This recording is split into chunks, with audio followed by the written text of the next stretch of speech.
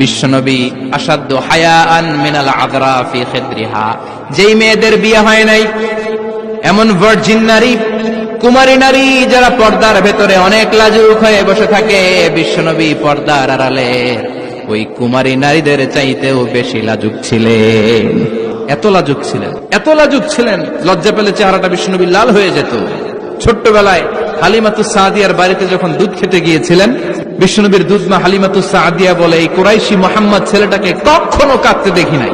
ক্ষুধা লাগলেও কাঁদে না, ব্যথা পেলেও কাঁদে না, শুধু লজ্জাস্থানের জায়গা থেকে কাপড়টা একটু সরে গেলে ছোট্ট মোহাম্মদ চিৎকার দিয়ে ওঠে।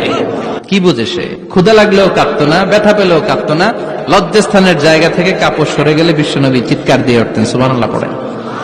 এজন্য লজ্জা শরমের দরকার আছে না নাই?